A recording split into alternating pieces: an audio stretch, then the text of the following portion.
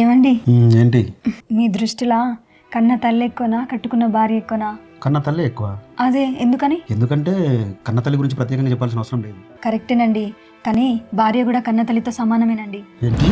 అయ్యో కోపడకండి. అమ్మ నవమాసాలు మూత్తది, కంటది, పెంచి పెద్ద చేస్తుంది. మనకి చిన్నప్పుడు గోరు ముద్దలు తినబడుతుంది. మనం ఎదిగే కొద్దీ అమ్మ చూసి మురిసిపోతుంది కదా. మూసుకొని పడుకో. అయ్యో ఒక్క నిమిషం అండి.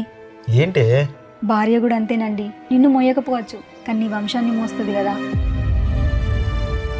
పెళ్ళైన తర్వాత భార్య భర్త కోసం కన్న తల్లిని, తండ్రిని, ఊరిని అన్నిటిని వదిలేసుకొని వస్తుంది కదా. అందుకనే అమ్మతో పాటు భార్య కూడా సమానమే అని చెప్తాను. అంతెందుకండి, కట్టుకున్న భర్త చనిపోయిన తర్వాత తన ఐదోతనాన్ని కూడా వదులుకుంటుంది. అందుకే నా దృష్టిలో అమ్మ అయినా భార్య అయినా ఒక్కటేనండి. ఏ తల్లైనా ఒకరికి భార్యనే కదండి. అంతెందుకు, మీ అమ్మ కూడా మీ నాన్నకు భార్యనే కదా.